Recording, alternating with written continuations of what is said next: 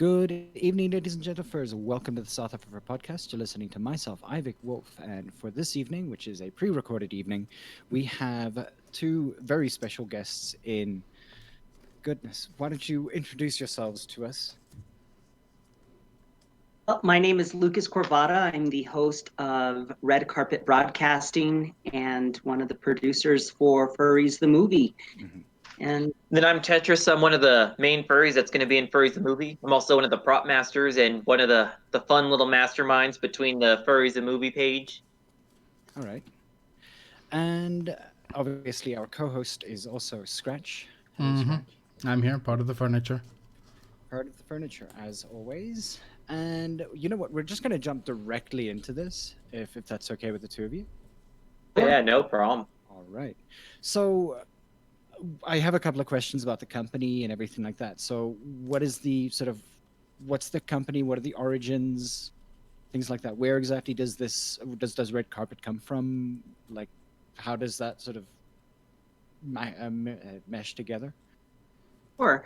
So about I was approached by our executive producer and asked if I wanted to come on board. He had a film media high tech company that he was, and we sat down and he asked, would you like to come on board? We're opening up a studio called Red Carpet Broadcasting, and it's all about leveraging technology and using that to make films and media. Prior to that, he was approached by writer creator JD Marmion and Jordan Rivers called Furries the Movie.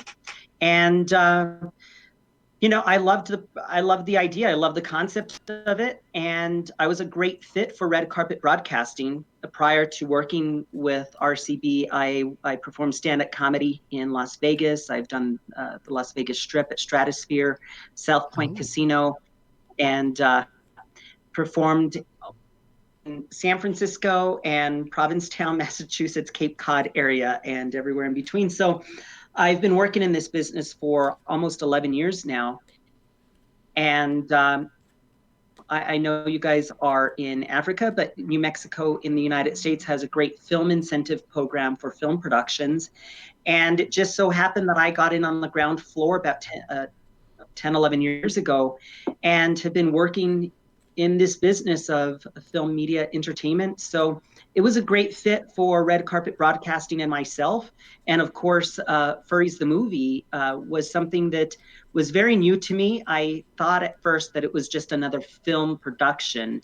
And I have worked on plenty of those where, you really don't have any emotional attachment to the film. It's filmmaking. You do your job and you wrap production and you leave on to the next project, and that's it. Our formula is a little bit different, where we want our people to stay working with us so they have sustainability and longevity. That is something that we saw that needed to be changed in the industry of entertainment. And so that was also very alluring to me, working with Red Carpet Broadcasting. But for Furries the Movie, first I thought, okay, this is just another production, but information that I got behind the movie, and when I found that oftentimes furries were bullied or teased growing up or misunderstood, oftentimes they didn't feel as if they had a voice, and be socially recluse. And this was a way of them expressing themselves, getting out there, meeting new people. And the fact is that over 60% of furries relate to being LGBTQ. And also, that's something that was really passionate to my heart, because I know exactly what it's like to be bullied and abused when I was growing up, and to have stigmas surrounding me as not just a stand-up comic, but a openly gay trans stand-up comedian, and relate to furries in a different way. And that really drew me into the project more than just saying, oh, this is a film. This is more than a film. It's so much bigger. So much bigger. And so that really did have a lot to do on the decision making of project and my passion behind it, my personal passion. It really is a special project, I think. So I hope I hope that answers your question. Yeah, perfectly. Scratch, anything? Yeah. So let's move on to sort of the premise of Furries the Movie. Could you give us a bit of a rundown of that? Well, Furries the Movie is basically, it has that 80s vibe, you know, of any typical horror movie you've ever seen. You know, it's very nostalgic. It's very classic. You, of course, have the jump scares, which are always a fun part. That Furries the Movie is based in like its 80s slasher kind of horror comedy film where who are going to a furry convention, you know, they're going to have a great time. It's going to be fun. But little do they know that there's going to be a killer that's on the loose that's going to basically be hunting them down. So we want to make it very clear. Like Camp Farrell meets Camp Crystal Lake? Basically, yeah. So it's almost kind of like Friday the 13th in the sense that they're just trying to have a good time. But, of course, we all know better, don't we? Mm-hmm. And like I said, we want to make it clear that the killer is not a furry. We want to make that very clear. He's roughly like a mascot, but we won't go too much into that. We'll leave some mystery for you guys once it comes out. It's a rogue mascot. But yeah, he's a rogue mascot who has some problems, and furries are the good guys in it. So they're together to get rid of the lone wolf. When we're talking about like production and things like that, like, I mean, obviously we say two disparate options here, like Psycho versus Evil Dead. Which kind of way are we kind of going here? Kind of doing a mix of both, honestly. We're trying to flip the script, so to speak, in terms of how a horror movie generally goes. Horror movies are very predictable and they get kind of boring if you know the formula, so to speak. So we're kind of blending a lot of other various elements to kind of revamp it and make it new, but also giving the viewers like that familiar sense of how a horror movie works.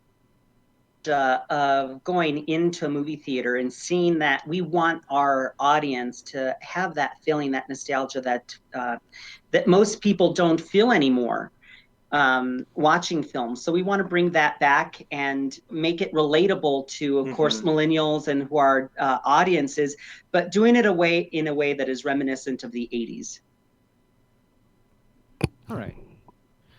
That sounds pretty awesome. Yeah. Yeah, I was actually wondering, like, so how long has this actually been in development for? So altogether, and you know, in filmmaking, films take forever to develop. If you go back down to Avatar, that film was in development for about where it actually started production. But the concept of it, I believe, has been about 2 years, and development around 2 years as well. We are in a new studio. Our production, Red Carpet Broadcasting, has a new studio, and we just moved into our studio, which is fantastic news. We're excited about that. It's been about a month exactly, yeah. And so in terms of pre-production, it's probably about a couple months of development since we've been since before getting into our studio. But typically pre-production lasts about a month to 2 months before a film is actually produced and goes into production. It does, if that answers your question. Yeah, perfectly. With that sort of information and like 2 years pre-production and everything like that, like exactly, like firstly, how did you guys get the team together? Who, why or how were some of them involved? Things like that. Like how were they handpicked? Okay, that's a very good question. Actually, our executive producer, he has valued together companies and has done this several times, putting together a team of people that work together and are cohesive. He saw me actually performing a gig in town and saw that there was obviously some talent, something there that he could use, and asked me if I would come on board for the talents that I have to be the face of red carpet broadcasting. He also put together, that's how I became part of a team. The way our writer and other producer, our other executive producer Jordan came on board, they approached him actually with their film, with this project, and with the script, and he loved it so much he got on board with it, and then they started building the team from there. After I came on board, Tetris came on board, and we're still going to be adding other people to our team. It's an ever-growing team. Our team is growing. We are bootstrapping it. You know, we might have a film production office, but this is a basic startup, and all startups, they start somewhere. And so they start lean and they become resourceful. And then what a way to start too. Yeah, and then they just, it just pops. So we're hoping to do the same thing. We start out lean, start out with the basic crew. No huge frills going on here. We're just working our craft, doing what we do, becoming resourceful. That's something that you don't see that when you're watching a film. Yeah, you don't see all the heart and soul that people put into these productions, but once you see Furries The Movie, you'll totally see it. Right. Oftentimes you don't see the resourcefulness that indie film productions or smaller film productions, or the crowdfunding that goes into them, or the people you got to put in, or just any of that stuff. This is really what it's all about. Is when you start out, I was reading an article, Steven Spielberg, and he said some of his best films were the ones when he first started in his career, because they didn't have all the resources. They had to be resourceful on their own and think outside the box, and that's basically what we're doing here as well. Yeah, I mean, constraints often lead to creative solutions. If you work within a set amount of constraints, especially like time-wise or budget-wise, or right, time management, money management, and being able to make every resource go as long as it can possibly go, and whether it's actually it's time, resources, or people. You try to streamline and make the most of it. So it really is exciting. Yeah. All right, Scratch. Yeah. So along, you mentioned the crowdfunding that went into this movie. What platform did you guys use? Just a couple of platforms. One we did was Patreon, which way that you can do it, and then we also did IndieGoGo, which is more higher budget projects. Yeah. So we have the Patreon is one that is consistent for our efforts long term, and that seems to be popular within the furry community. We also chose IndieGoGo as a short-term crowdfunding campaign, and we have already launched that and put out vignettes, video clips, and teasers and other kinds of cool stuff, and level tiers. So we've got IndieGoGo, and we've got about 43 more days, I believe, on that, and 40, yeah. We have chosen to use both of those. Okay. With obviously I've sort of been looking at the IndieGoGo campaign here. I mean, you have a very, very short timeline for what seems to be an insurmountably large amount of money. At least I guess to people who aren't in the film industry, it seems like it's a fair amount. And I know that at least it does seem a bit, yeah. Right, I understand, and I have been asked this question before, but here's the overall objective: is we were not just a mediocre film for the furry community and those in the horror community, but we want to put out one of the best that we can possibly produce. And the fact of the matter is, $3 million for a film is almost in the nothing, world of Hollywood is so small. That's a drop in the bucket. On Lone Ranger, of course, Disney spent over $200 million on that film, although they had great production values. So our goal for the furry community and our horror community is to put out a project that they are going to love, and with that, you have to have the cash to do it. in order to put out the greatest product you can, it does take resources. So basically, you get what you pay for, you know. So with these budgets, yes, which is what we're going for. Or you could get like a CSI episode or a Lucifer episode or a Criminal's Mind episode where it doesn't even really show you anything. It just sense.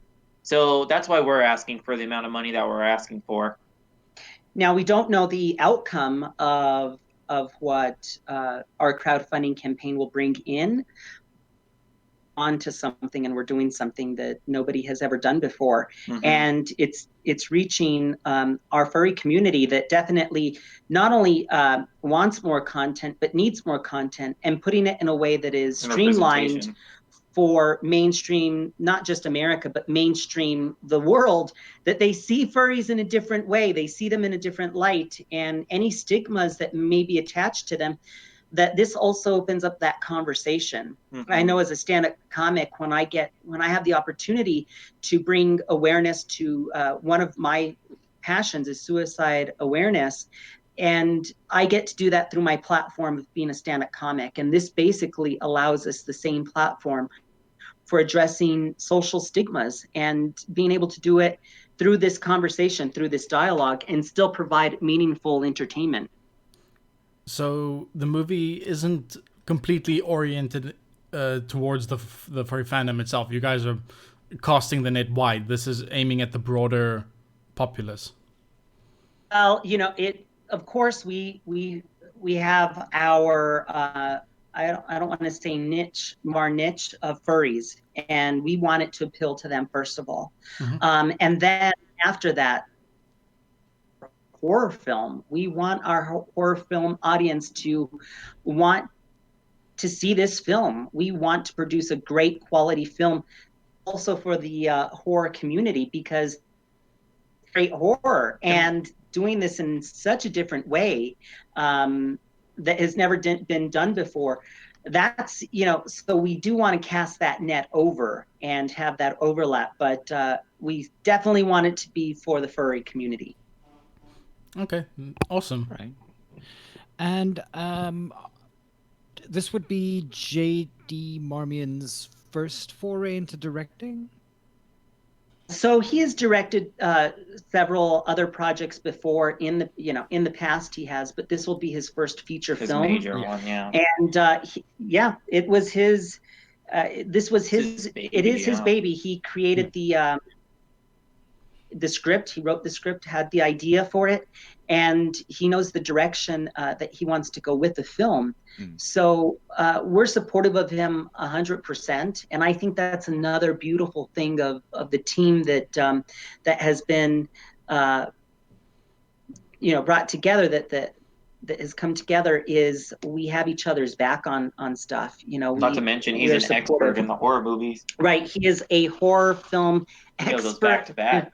Right, back to back he does, like Tetris said. So but we have his we're at his side, and we're part of all the team together, and so although it is his first feature film, he has directed other projects before. Things like Brothers, James, Beaten, Radio Silence, those things, yeah? As an actor as well, The Night Shift. Sorry, Gunslingers also looks like fun, though. Yeah. I think that was, in fact, we were watching that here in studio one day. Huh. No, that's actually awesome, because I mean, it is, for starters. I mean, looking at the fandom itself, like many times people would say that any exposure is good exposure, but seeing as the way that you're sort of moving towards trying to cast the net as wide as possible, see what crops up, like writing all the kind of dedication that's already been done so far. It seems like it could definitely sort of go somewhere. And I mean, I think that people should probably check this out, IndieGoGo.com, a random plug, /projects/furries the movie. Should have a look for that. And I see, if I'm not mistaken, you guys have the Bates special going on right now, no? We do. Yeah. So it's obviously only for October? Well, we put it there for October. Generally, once we initially, if you were to do all 13 of those, we did it just in that horror aspect because we're so about horror here and making this movie. We decided to go with the Halloween kind of theme of keeping it in October. But if, for example, all the tiers people buy them out, we're gonna do them or more. It's just for the simple ha ha funny of, or we're keeping the 13 number or the threes, and that saying everything comes in threes, which we thought was hysterical because really nobody else has done it. We wanted to keep that as aside from crowdfunding, we wanted to make this even more fun. And how can we do this more fun? How can we make it even better through numbers? And so we thought, hey, going with the theme of threes is fantastic. We've got Friday the 13th coming up, I believe, in September. Yep, that's also coming up. There's going to be a special on that we're going to release on Twitter and Facebook too. 13. Nice. Yeah. So this is it's been really fun. Like you said earlier, we want to cast that net. Furries first. We love that, and then go outside the furry fandom to horror people who love horror. There's some. It's not slapstick. It's kind of dry humor that we've got in the script. To those people that love horror and as well. So we're really excited for this, actually, on a film production like this before. Neither have I. This is exciting stuff, and nobody has done a furries themed film like this either. No, not at all. So yeah, we want to get not just our horror film. I mean, the documentaries are fun, but I mean, when was the last time you ever actually saw a furry movie that wasn't a documentary? Provides a sorry. I think that there was a short recently done by a team in Germany, if I'm not mistaken. Furry orientated. I think it was like a detective movie. I think it was a detective short, probably around about 10 minutes running time, but not a full length movie. And I know that the next one that they kind of did was Sally on YouTube in the UK, and that one's done very well. Yeah, and I had a question, and it's completely sort of skipped my mind here. It was something to do with. So what I'm going to do is I'm going to go to the next question, and then hopefully I remember at some point. So the question, of course, is like the idea about the homage to slasher flicks from the 80s. Again, sometimes questions like, is this what was that? There was an alien movie that came out recently, not recently, but back in the 1980s, that had to do with alien clowns that came down and turned a whole bunch of people into cotton candy. Is it that kind of? I think the word you're looking for is schlocky. Schlocky? I don't think that is schlocky. You know the name of the film? Hold on. Are you serious? Cotton candy. Cotton candy. Like seriously, big top, small town. Like a spaceship lands in the center of town. People go to investigate and start realizing that they're turning people into cotton candy. I gotta Google this. Yeah. I just did a Google on it, and to be quite honest with you, this is the first I ever hear of that film, but it definitely sounds enticing. It does sound interesting and bizarre. Killer Clowns from Outer Space. Yeah. Yep. Okay, so we don't have. It's not. It's not that bad. We don't have furries coming down from outer space. That's the next one. But that's number 2. that's down the road. It's not furries coming down from outer space, turning people into cotton candy furries. But now that you mention it, that will go into a sequel.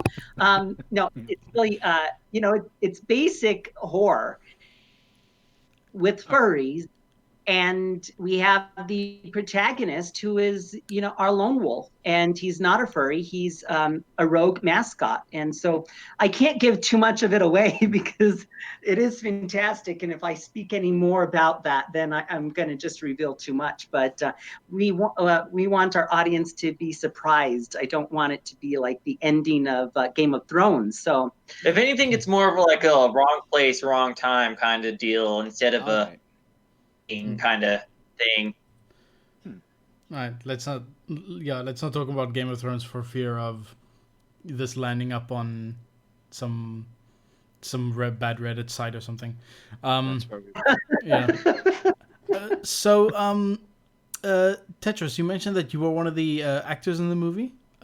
Is there anyone else? Is there anyone else you'd sort of like to shout out some of your co-stars? Yeah, some of our other co-stars are his name is Nerdy or Richard Renard Tiger Fox. He's also on YouTube. We have Jinx Valentine. We have Kitsune the Wolf. Start Constantine from Facebook, or Theta as she's known. We also have Kodiak Nazi, who are all other local suitors, and from that list. And then Blue. He's a candy deer. Blue. And that's most of our main furry cast that we have in there so far. Awesome. And we have Victoria, who's our model. Yeah, she's a Russian model. Very fun and exciting. We enjoy working with her. All right. So she was a little scared on set when we brought out the furries, but I mean, quick, and she enjoyed it. So, I mean, with the media and furries in general, the approach has always been somewhat ham-fisted, and especially when it comes to previous attempts. I mean, we're thinking about that CSI episode talking about a particular person who went onto a what was it? I can't necessarily remember the entire thing, but they went onto a talk show, and they were literally just sort of asked about a whole bunch of other sort of things that weren't necessarily furry related. I think it was somewhere in the early 2000s. They went onto a talk show about, I guess, kinks in some senses. What makes this different from any other interaction from the furry fandom to, I guess, a more open audience? What makes this different? Well, the thing that really makes us different is furries. There is an actual furry, me being one of the main members of the crew over here, is that nothing goes by the crew or puts in the script that makes furries look bad or episode. We're recruiting real furries to be in the movie with real fursuits who've been in the fandom for years, who've had their suits for a good minute, and are actually fursuits and not like the Walmart or Spirit store knockoffs where it's quote unquote a mascot suit that you can use as a furry.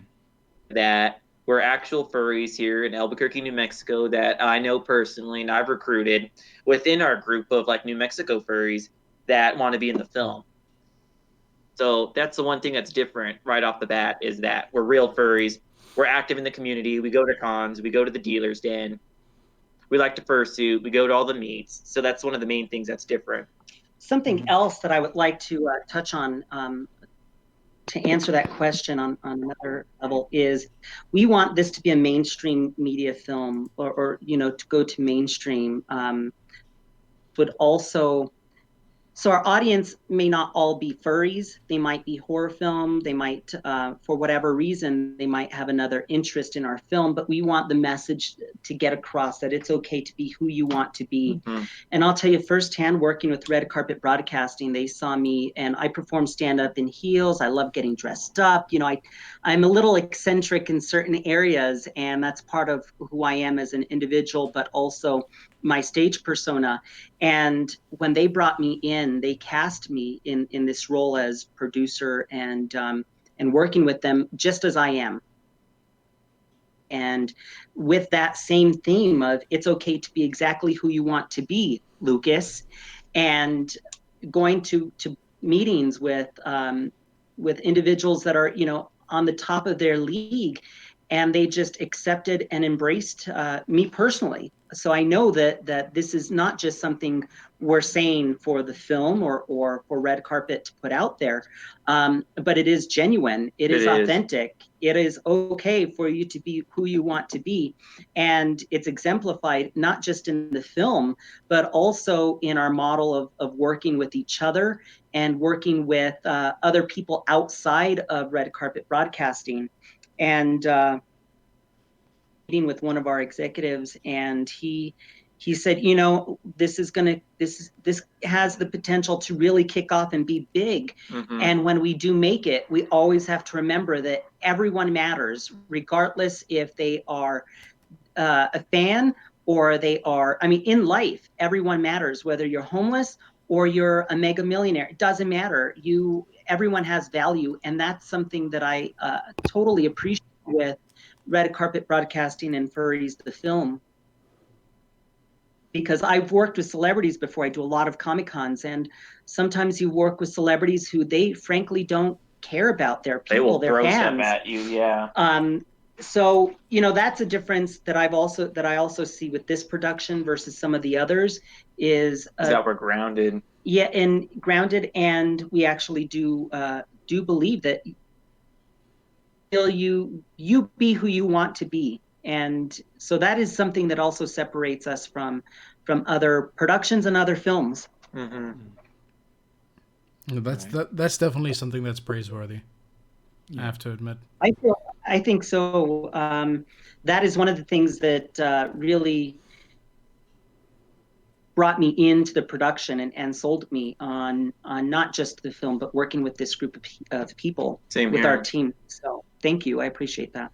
And I mean, when it comes to the idea of picking particular roles, picking people who are willing and able to be part of this project, like, what are the types of qualities that you're looking for? I mean, obviously, like, especially if you're a bit green behind the ears, excuse that pun, but like, if you have absolutely no acting like experience, if it's people that are, again, we mentioned the words homegrown, how is there some sort of like training process that you would take people into when it comes to the idea of getting ready to, you know, be this particular person? Or is the idea of this to be yourself at a particular, like, creating almost a con-like feel, and above and beyond that, sort of like overlaying the murder mystery to it, would sort of almost inviting a whole I think in essence maybe looking at like Freddie Mercury's one music video where he literally just got a whole bunch of people together and they played a song, and then that was the music video. Okay, so let's break that down into two. So first of all, it's obviously a willingness to a willingness to learn, a willingness to adapt. We were, prior to our call today, we were discussing with one of our producers, with Jordan, in that we are outside the mold of film, because otherwise you stay stagnant and you can keep doing the same thing over and over. Let's say, for example, a film production. Typically, film productions, they'll come into town, they hire their cast, their crew, based upon their resume. So they hire them based upon their resume.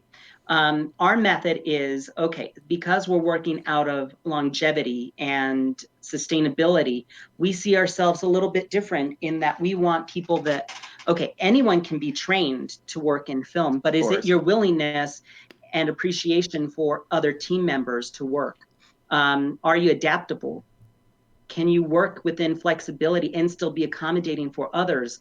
So it's more about the individual than it is the resume, because I mean, granted, you know, our team does have experience. Our executive Jordan has experience. Our director JD has experience working in film at over a decade.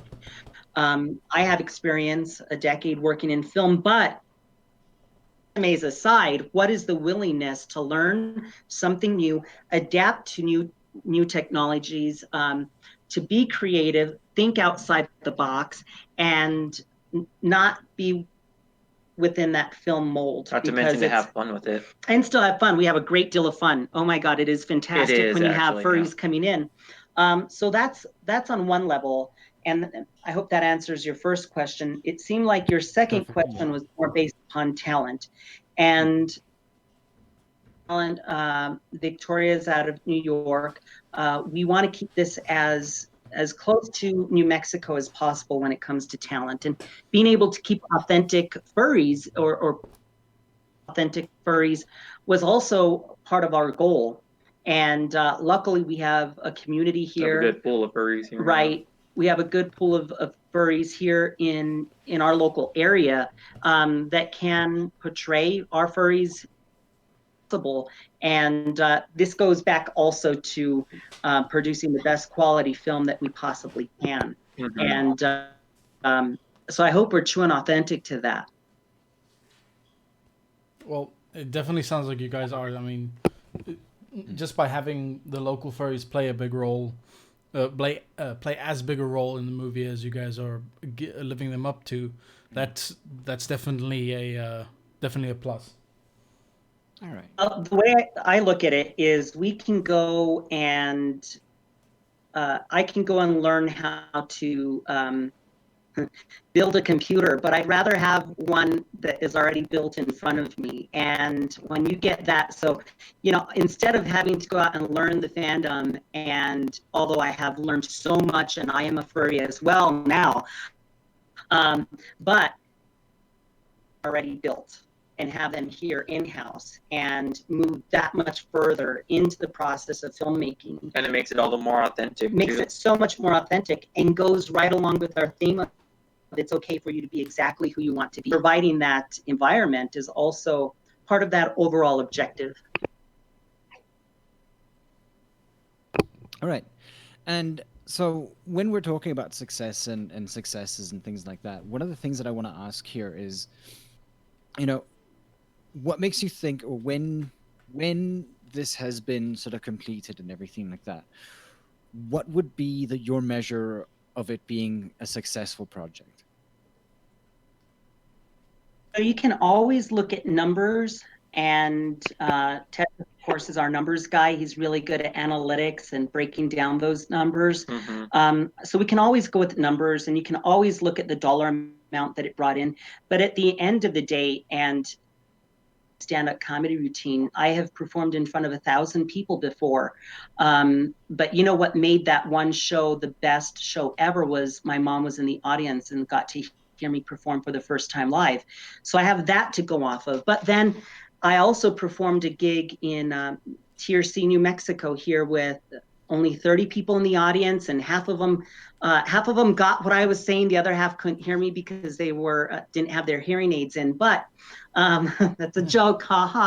But that one show was, in my heart, just as successful as that 1,000 audience show, because there was one girl in the audience that needed to hear what I had to say about suicide awareness. And after that show, I got off the stage, and she came up and said, "Thank you so much for talking about real life issues about suicide, because I am right there and I'm dealing with those issues right now in my life." And that's the reason why that show was more successful than any of the other shows I had performed, because she needed to hear that message.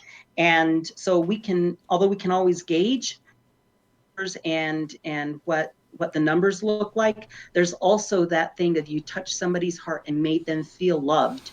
And at the end of the day, it's going back to that theme of you can be who you want to be. And when 60% of the furry population relates to the LGBT community, and 44% of the LGBT community has attempted suicide, then there's something there I want to be able to attach myself to, and it's to a person's heart, to their soul. That's what matters.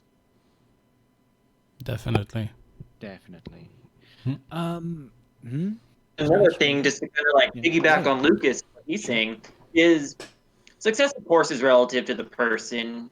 As nice as it would be to make $10 million on this movie, I feel as long as just one person who isn't a furry can walk up to one and be like, oh, you know what? I totally understand what you guys go through. I get you. How can I be a furry, or like how can I contribute to the fandom? I feel like, to me, with this movie, that would be the ultimate success for us. And if we can help other people who are struggling with like suicide or anything else, who can discover the fandom and realize how accepting and open it is, and if that can help them, then I feel like I did my job as like a media specialist, or just being a furry in the movie, showing that. So I feel like that would be success to me. Showing that inclusiveness, that they have a place of inclusivity, and exemplifying that through the film. Although it is a horror film, and it is it is a horror slasher film, but how do we engage the conversation?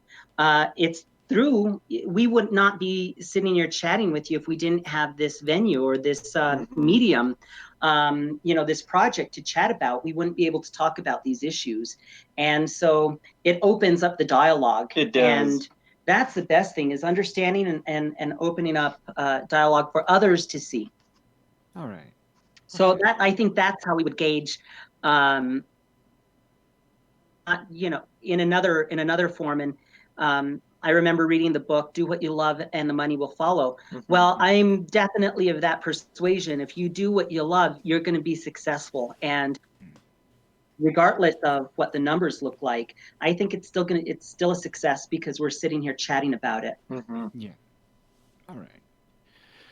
So, I mean, and this is going to sound terrifyingly cynical, and I already apologize, but the question, of course, is that when you came up with a concept, at what point was there that sort of moment where you went, I think furries need a slasher film? Because I'm not the creator of it, I don't have a definitive answer. This has to be a slasher film. What I can say from my perspective is, it reaches an audience that is definitely needing a film like this. So a millennial, for example, a millennial would definitely love to watch this film, regardless if it was a furry film, if it was based upon furries, or if it was just a slasher horror film. So it isn't just that it is, about furries. Well, it's new and it's refreshing too. To bring back the 80s nostalgia of the type of vibe in, the way our sets are being built, the colors. That neo synth vibe kind of deal going on. Right. Also, a lot of the cinematography, all of the cinematographic, the artistic value of that. So horror is easier to produce, and you can use lesser names. So we don't need the Brad Pitts to sell a horror film. Horror sells on its own. So Plus, you can get away with more in a horror film than you can if you were to go with like Disney, for example, and make something that you have all these restrictions, in terms of, oh, you can't say this, you can't do that, oh, that's suggestive, you can't do that. Yeah, you're already boxing yourself in.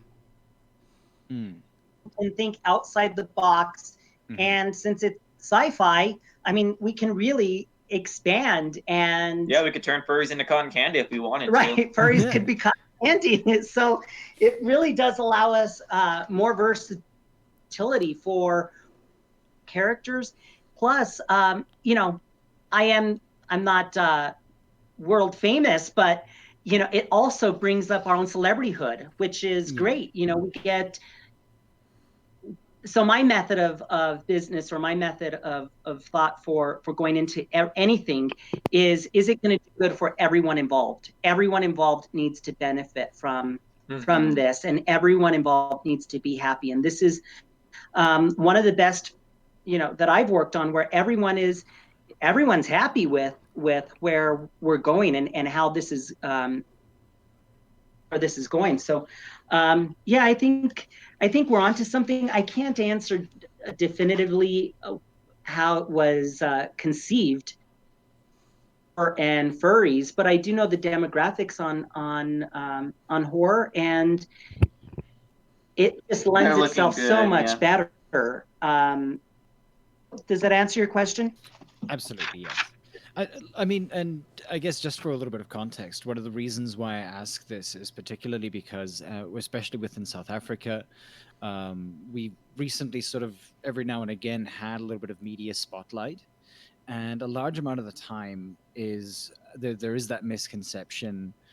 What is the purpose? These kinds of things, and running in many senses, running a convention myself, obviously these questions are going to come up from parents, it's going to come up from these particular people, and the general sort of feel and vibe, and I mean it's been around since the 1980s, it's been around in the 2000s, this idea that furries can be lampooned in a particular way, and irrespective of whether there is a furry who's actually involved or actively involved within their own fandom, sometimes people do misstep. Sometimes scripts do kind of get flipped.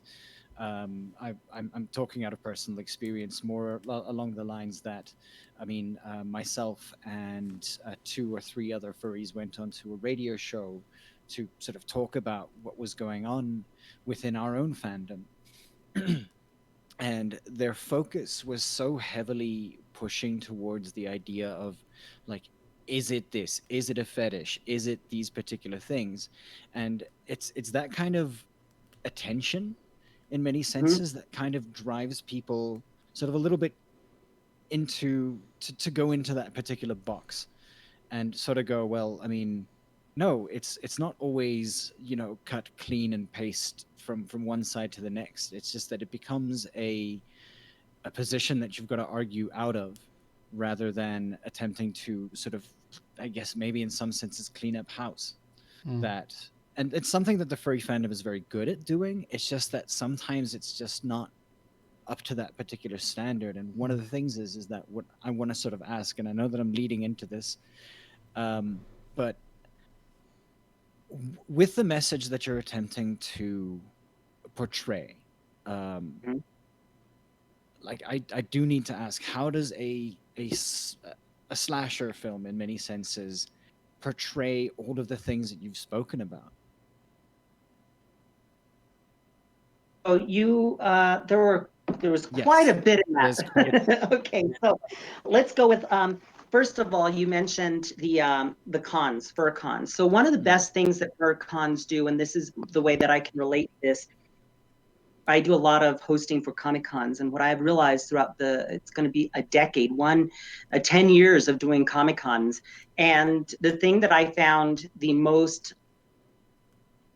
one of the best things about it to fur cons is that it gives people a place of belonging and inclusivity. So it allows people to say, come on in, you are family. And I have seen that through all of our fans that come out to Comic Cons.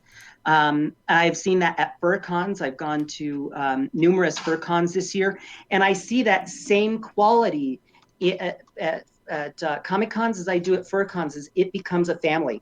So we have a Comic Con coming up in October, and every single year I have been there except for 2 years. And when I was not able to attend, I wasn't able to host and do my thing. thing. Yeah, my hosting gig.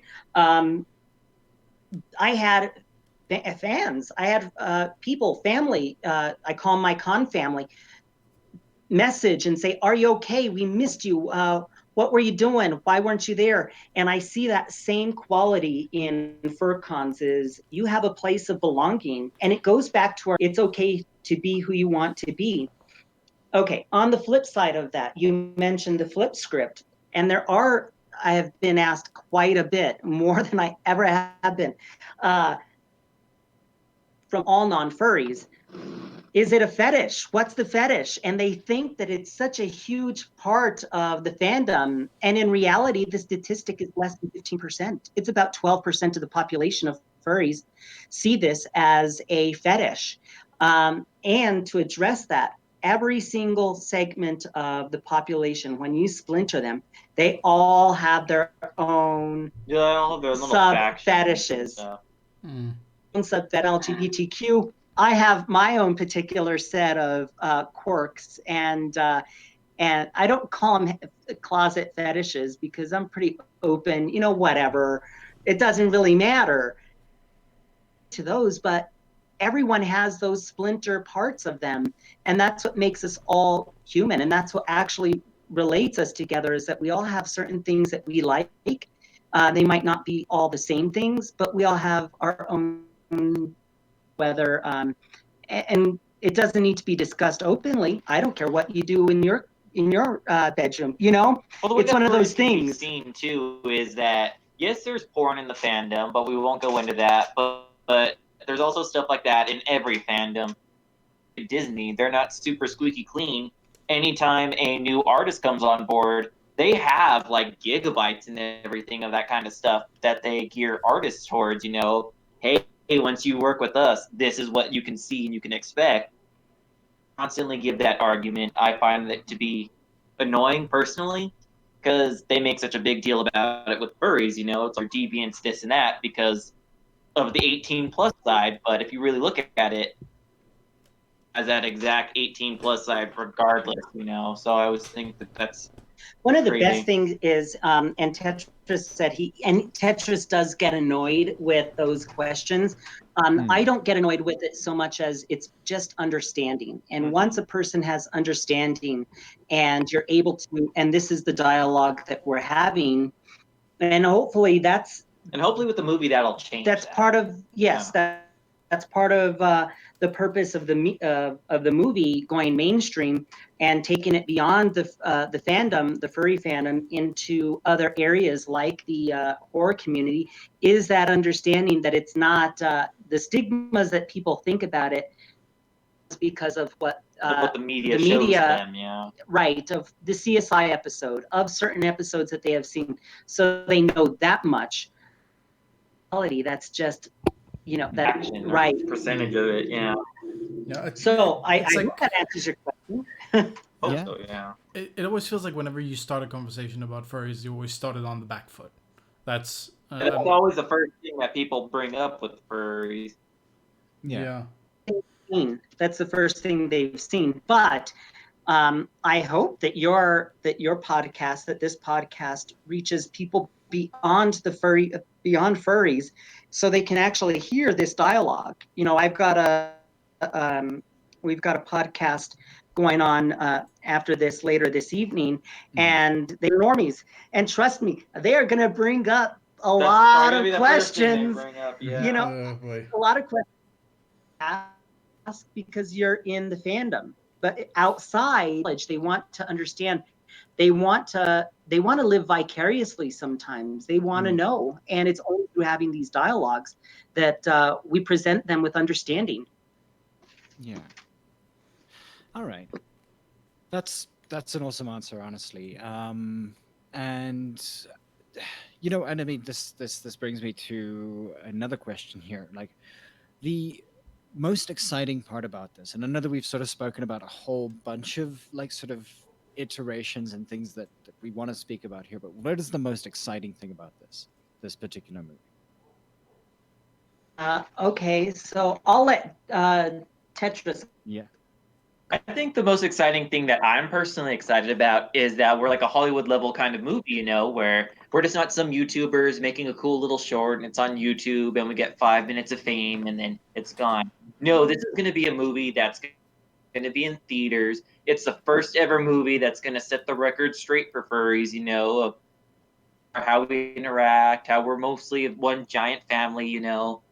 And that's the one thing I'm excited about, is that if normies see, oh, that's what furries are really like, I want to know more about it. You know, I like wolves, or I like ever. If I wanted to have a suit, or if I wanted to be in the fandom, how can I do that? Can we talk to you on like the page? Can you teach us how to be a furry? Yeah, you know, where we can bring more people in. And that's what I'm mostly excited about, is that this is the first ever actual movie, you know, where we're doing that. And that's what I'm excited about. All right. I think that's great. Tetris is obviously on the inside of the, and I'm relatively new. But for me, I think one of the most exciting things is bringing understanding and awareness from a furry community perspective, and being able to showcase that. Facebook, and a friend of mine contacted me, and she said, "Oh, this is so exciting. Her stepson is a furry. Really didn't, understand everything. She didn't understand the terminology, the lingo, which is fine. And now, so it's that bringing that understanding together. Somebody, once you've heard something, once you've been told or have this communication, then it opens up your mind to so many other things. And so this is part of the experience for furries and for me personally is when I came out to my mother, and I told her that I was gay, then she actually knew somebody that was gay. I wasn't just an alien out there. I wasn't just some figment of people. She actually knew somebody that was gay. Made it harder at home. Right. It made it harder. She actually knew who I was. She loved me, all of those things. But now she gets more understanding. And that's one of the things that appeals to me the most is the understanding that it brings. And it goes right back to our theme of who you want to be and make it the best life possible. So for me, that's the thing that excites me the most with Furries the movie, and also working with Red Carpet is that it is so inclusive and loving, and firsthand. So I have felt it, and that's the thing that excites me the most about this project is and the understanding that it brings. All right. That's amazing. I think Scratch. Do you have any other questions? I think we covered all the bases except the big one. All right. When can we expect it in theaters? Okay, so we start filming between October and November. We start principal photography the end of October. So, and typically it takes film several months. We're planning on doing about a month of production. So out the summer next year, we are it will definitely be out. So that's the goal. That is that it will be out by Halloween next year, but we're looking at summer to fall of next year. Of course, we're raising money at the moment, and regardless, the film is going to be made, but it just means we're doing it on a smaller budget. So we would like to pitch to your listeners. Please help make this a reality. Go to our IndieGoGo site. We gave the website. I hope you don't mind putting that in text form, so it's an easy link. We'll plug it. That. Thank you. And hopefully we're able to produce more content. That's something else that is very exciting is our team here at Red Carpet is looking for longevity here. And we're not going anywhere, folks. We're not going anywhere. We're here for a long time. And we have other furry projects out. So this won't be a one and done kind of thing. Right. And we appreciate your support, and thank you for having us on your podcast. Yeah. Just remember though, the horror movie trope is you don't go into space until like episode 3 or 4. So hang back on the space thing for a bit. I love that. That's so fantastic. Well, furries going to space. That's a good one. I like that. That would be funny. Yeah. We'll save that for down the road. We'll do that on a third movie. Awesome. Right. Yeah, we are coming up on the hour, so I think this is about as good a time as any to sort of wrap things up. Again, that plug is indiegogo.com/projects/furries the movie.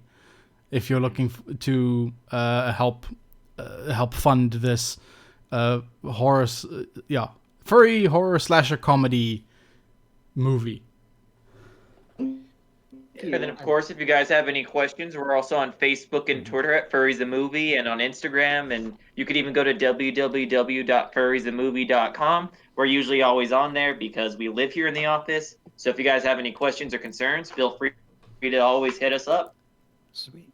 Appreciate it. Scratch. This has been a fantastic interview and very enlightening for me as well. Great questions, and wish you all the best on your podcast. Yeah, and thank you guys so much for the time you've given us. This has been this has been very eye-opening, and I'm really, really excited to see this. Very excited. Certainly, reach out to us anytime. Please do. Will do. Definitely. Yeah, definitely we'll do that, yes.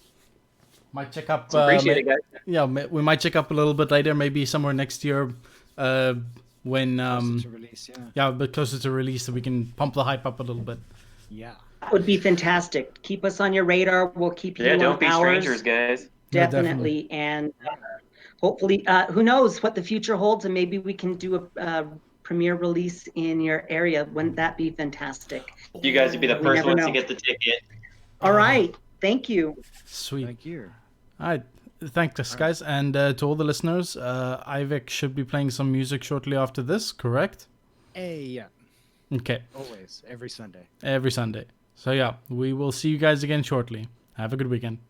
Have a good weekend. Thank you. All right, bye-bye. Cheers. Bye.